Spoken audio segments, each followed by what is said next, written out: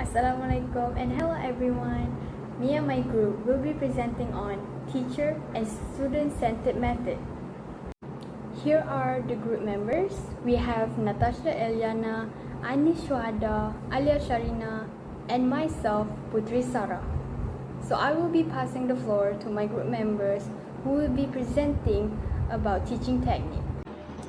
For teacher-centered, we have choose the textbook reading and activities method. So, how does this method help to contribute into a well-managed classroom?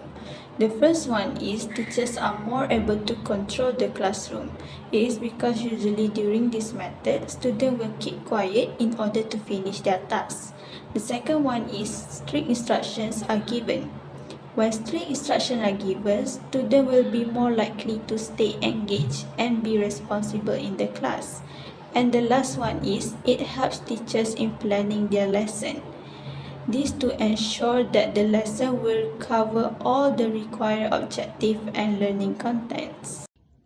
For student-centered, we have chosen the student-led discussion method. So for the first one, time limit will be given to the students for them to discuss on their assigned topic.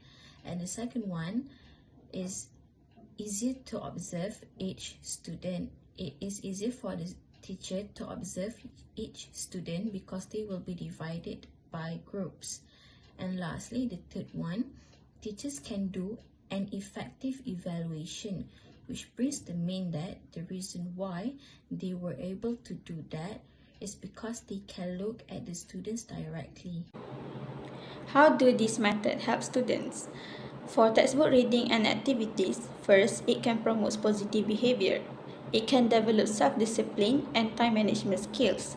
These two productive skills are proven to improve academic success. The second one is to improve students' focus. It helps to provide a clear path of progression for them. It also can help them to understand teachers' expectations well. For student-led discussion, it also can promote positive behavior. It boosts student autonomy. They will have full ownership on their own learning process. The second one is it also can improve students' focus. It is because students can discuss in their preferred pace, which will help to increase their confidence and comfort among their peers. Right now, we'll be talking about scenario application of teacher-centered. Imagine a situation in a classroom where a teacher is teaching at the front and they expect the students will be paying attention, but they aren't.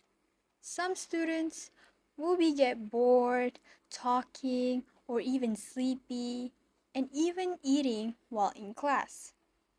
They won't be paying attention to the front when the class is too boring for them. They will lose focus and they will be doing their own business. That's the situation for the classroom. The solution for this situation, teacher may have give the homework to the students.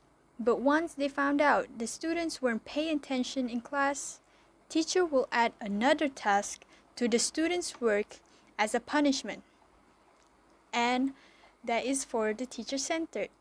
Next, we'll be talking about for the student-centered.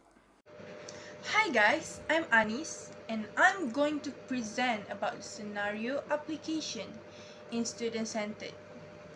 So, the situation that is given is students are distracted from discussing their assigned topic.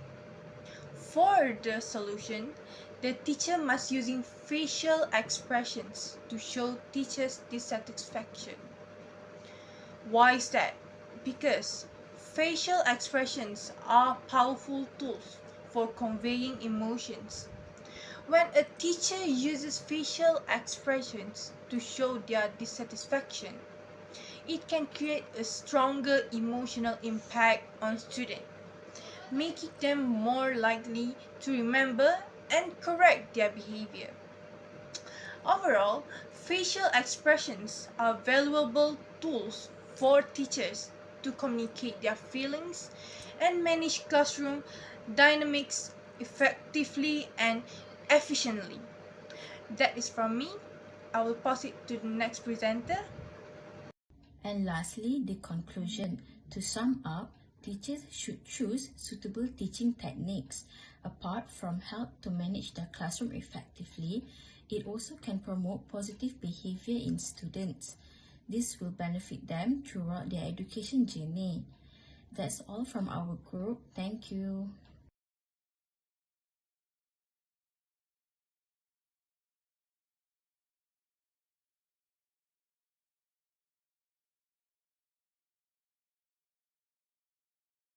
Hitting someone, you're not changing anything. Yeah, I get you. Like, it's It's both ways. Like, I've been, like, if someone killed someone, then there's a thing called you take a life, you lose a life.